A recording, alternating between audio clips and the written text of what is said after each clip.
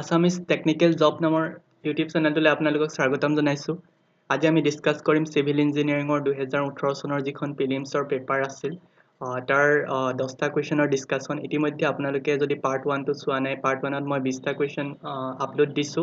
So আপোনালোকে মোৰ প্লেলিষ্টত গৈ চাব পাৰে 20টা কোৱেশ্যন, আৰু আজি আমি 10টা কোৱেশ্যন ডিসকাস কৰিম।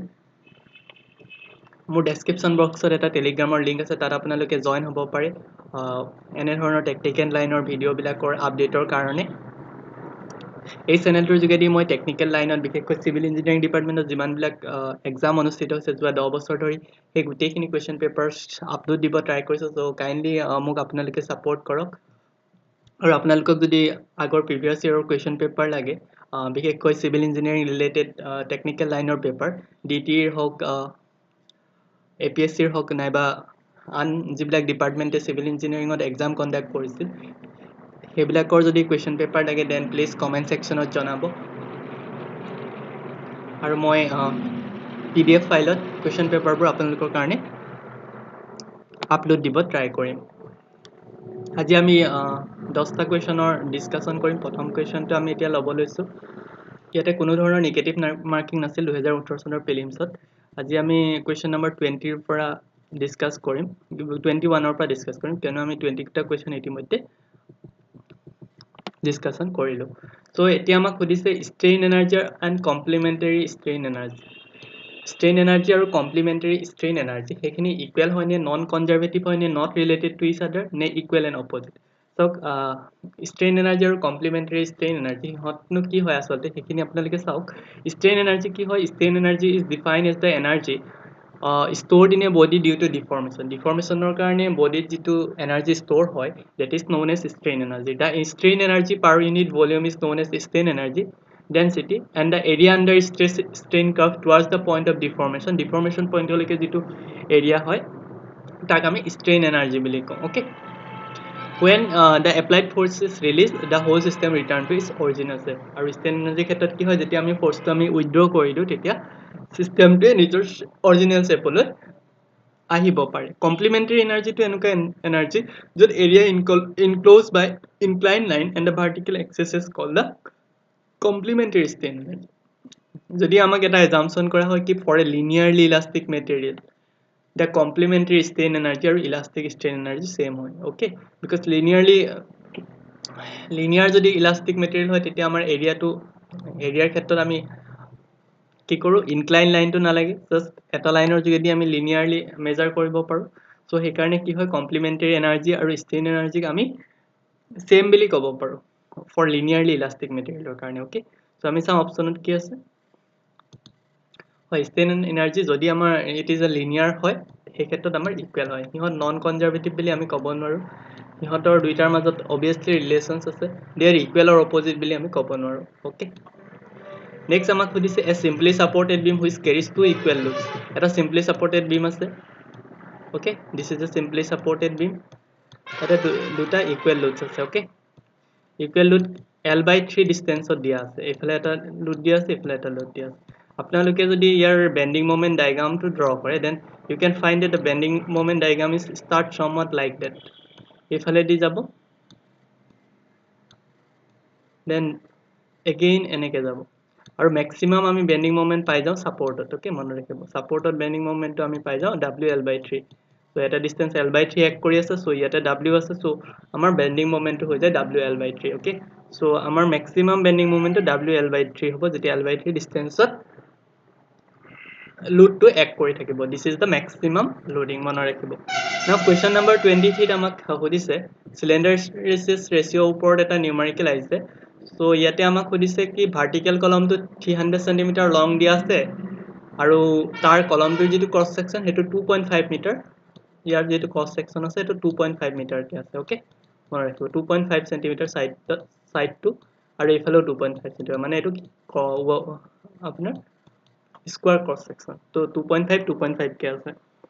তো আমাক সুধিছে চিলিণ্ডাৰেজ ৰেচিঅ' উলিয়াবলৈ। অ'কে, তো চিলিণ্ডাৰেজ ৰেচিঅ' মনত ৰাখিব, চিলিণ্ডাৰেজ ৰেচিঅ' আমি ডিফাইন কৰোঁ L divided by radius of gyration, মানে length of column divided by radius of gyration. Okay, let me see how to solve.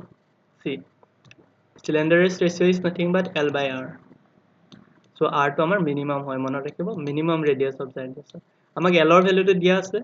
This is the unsupported column length. This is 300. Jodi apunaloke question ot chai. So question ot amak dia ase 300 cm long. Okay, 300 cm.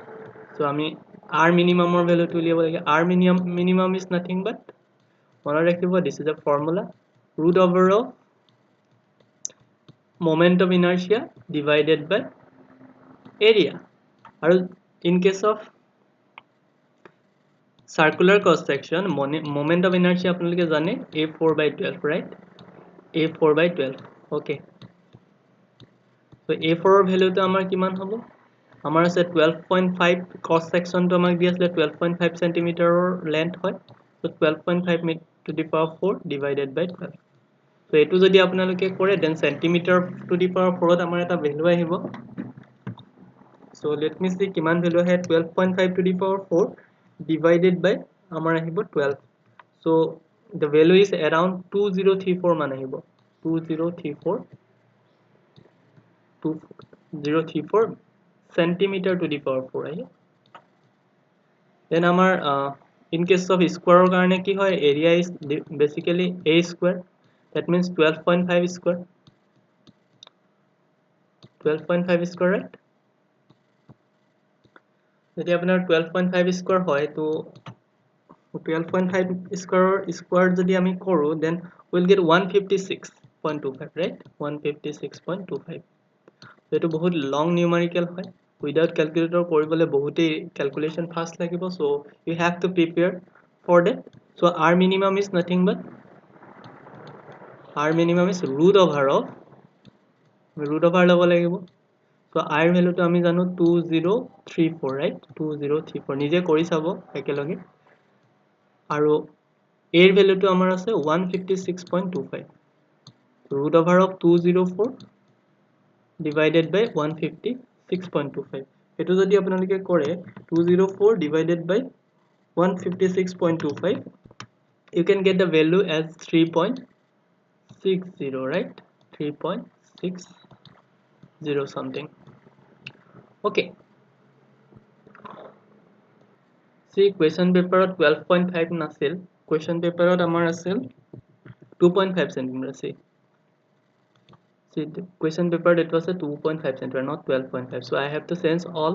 Let me change all. See I have changed the value as 2.5. 2.5 to the power 4 by 12 mane moment of inertia to amar ahi jay 3.25 cm.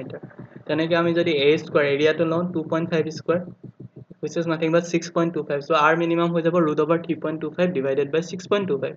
মানে আমি value to পাই গলো r minimum 0.72. So r minimum to আমি divide কৰি দিও because slenderest ratio is nothing but l by r minimum. Okay, 0.72 cm. So আপোনালোকে যদি এটো কৰে you can get 416. Okay, approximately 416 আমাৰ value আহি যাব. Okay, so centimeter cancel go কেতিয়াবা হুদি দি slenderest ratio unit to key, it has no unit. Okay, so 416 is the answer. So let me see the answer. Yes, 416 is the answer. Okay, 2.5 asile ami 12.5 loi loisile tar pisot ami modify kori dekhilo je 416 is the correct answer. Then question number 24 to this is the maximum compressive load. It is a numerical. So the maximum compressive load at the top of the beam to top of compressive load 1600 kg centimeter dia ase, and a corresponding tensile is at the bottom of 400 kg dia ase. If the depth of the beam is 10 cm, neutral axis depth to lage from the top.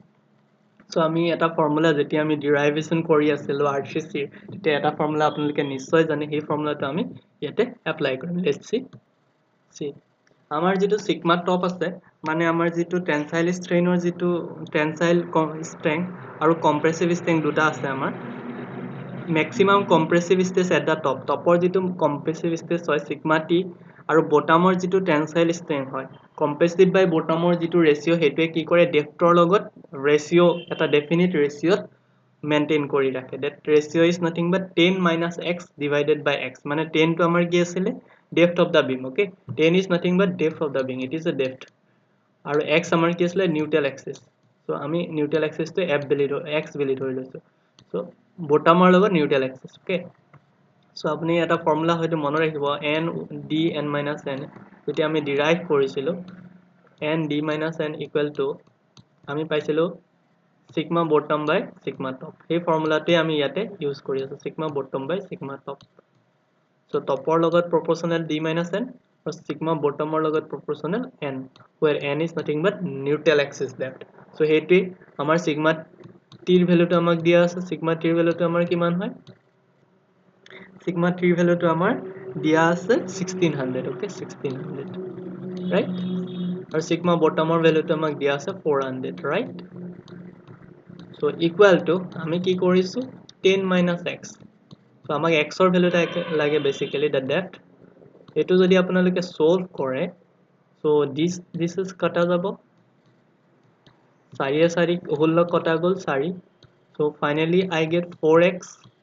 ahi gol 4x equal to 10 minus x okay amar ahi jabo 4x okay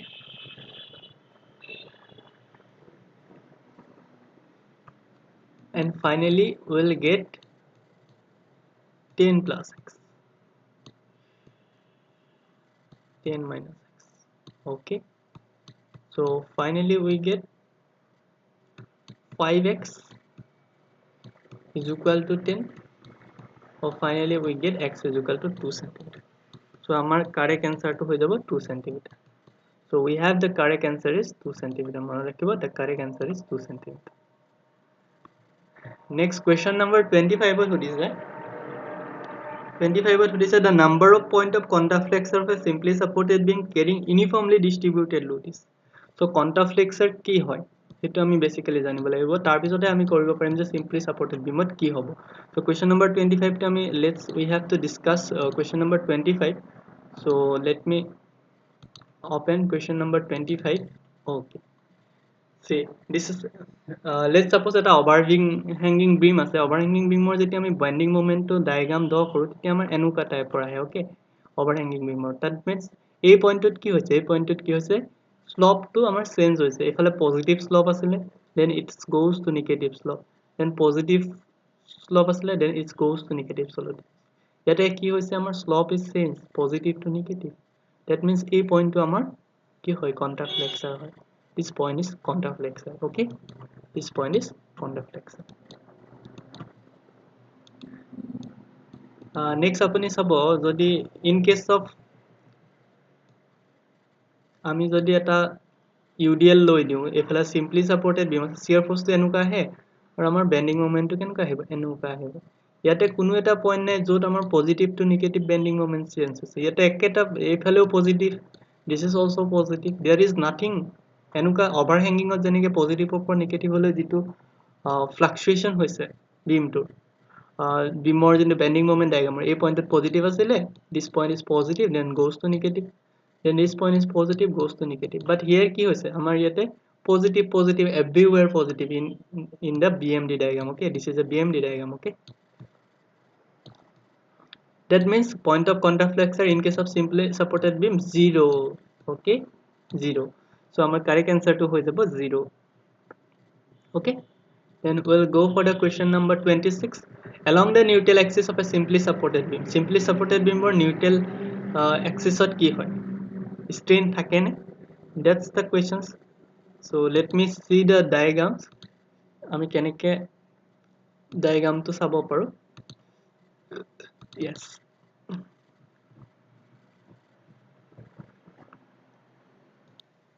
see yate amar etu eta beam hoy beam or jodi apnaloke strain diagram to sai tate ki hoise strain to ki hoise prothomote yate extreme fiber maximum ase teneke goi ase and neutral axis ot the beams jitu strain diagram to value to ki hoise 0 hoise akko then goi ahi extreme ot maximum hoise so extreme ot ki hoy strain is maximum or neutral axis ot strain is 0 okay neutral axis ot strain is nothing but 0 here it is 0 right so our option to ki hobo 0 so let me see the option is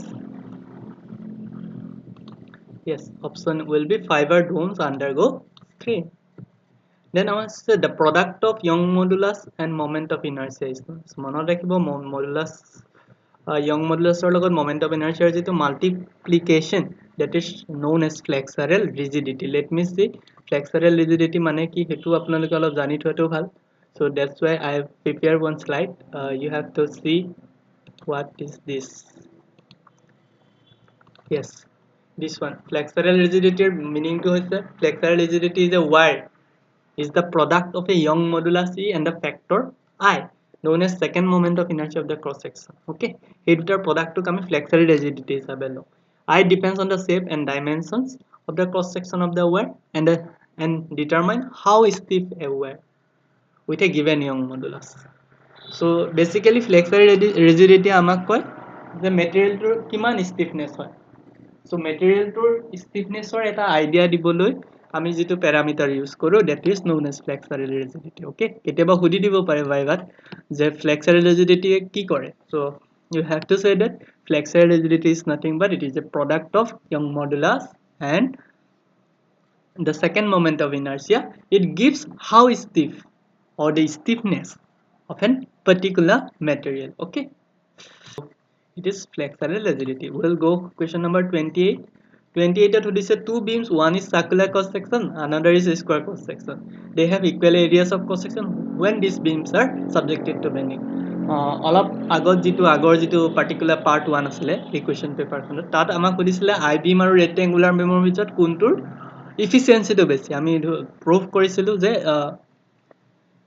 in case of I section the efficiency is more and in case of rectangular section the efficiency is less.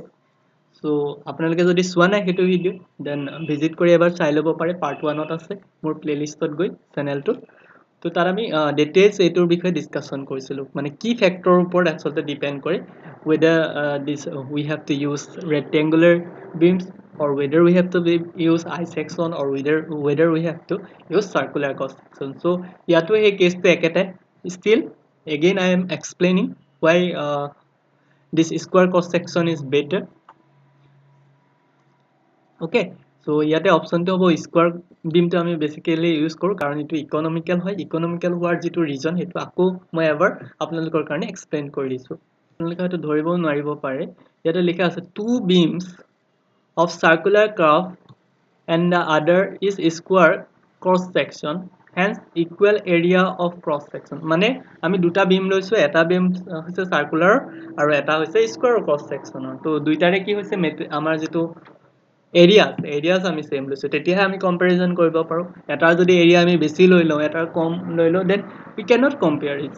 Okay, so আমি same area লৈছো same area লৈ আমি compare কৰি থৈছো when the beam is subjected to bending যেতিয়া কৰো আমি জানো বেন্ডিং মোমেন্টৰ ইকুৱেশনটো যদি m by y e যেটো আমাৰ ইকুৱেশন আছিল m by I e plus y so finally আমি এটা প্যাৰামিটাৰ পাইছিলো যে m is always depends upon the z parameter that is section modulus. Okay, z is nothing but section modulus. So m is proportional to section modulus. আৰু যাৰ section modulus বেছি হ'ব হিয়ে বেছি কি কৰিব আপোনাৰ বেছি বেন্ডিং লব পাৰিব সো আমি জানো যে স্কয়াৰ সেকশনৰ কি z modulus to বেছি then circular z square will be more with respect to z circular, right? z circular কে যদি z square value to আমাৰ বেছি থাকে that means square section will be gain more bending moment or it will be more safer with respect to circular which have equal areas, right? That means since moment of inertia is proportional to z so I can say that moment of inertia of square should be greater than the moment of inertia of this is the moment carrying capacity of circle. So hence square beam can be more suitable for more bending moment, right? So হেতুই আসলে main reason. So যদি আপোনালোকে reason to clear হৈছে then please like কৰিব আৰু যদি কিবা beneficial বুলি ভাবিছে ভিডিওটো then like কৰিব আৰু আমি এতিয়া question number 29 টো ডিসকাস কৰিম 29 ত আমাক কি হুদা গৈছে let me see. Hooke's law পাই হুদি থাকে Hooke's law is always valid up to the elastic limit. Okay, Hooke's law to আমাৰ elastic limit লৈকে valid হয়. Next question 30 a simple question hodise eta bar asile length asile l aru tak ki 1 mm ami l mm ami bahai dilu then tensile force p the strain mane ki deform length or increasing length with respect to the original length but amar l etat meter ase aru etat l amar mm ot ase so ami mm to meter le convert kori do So tan inverse minus 3 কৰিলে 0 point আহি যাব ইয়াতে 0.001 মানে 10 to the power minus 3 কৰিলে তো ইয়াত metre আহি গল কাৰণ ষ্টেইনৰ কোনো ইউনিট নাথাকে L মিটাৰ আৰু ইফালে L আছে so মিটাৰ মিটাৰ ক্যান্সেল গুচি গল finally 0.001 L divided by L. That means option D is the correct answer. So these are the 30 questions which are discussed or which are asked in APSC Prelims 2018 exam. Jodi apnaloke or paper to analysis kini bhal lagil then please comment section ot janabo. So in the next video ami question 30 pisor kini mane 31 or pora discuss kori. So apnaloke যদি মোৰ চেনেলটো চাই ভাল লাগিছে then please like share আৰু subscribe কৰিবা আৰু question paper কাৰণে কমেন্ট সেকশনত জনাবা থ্যাংক ইউ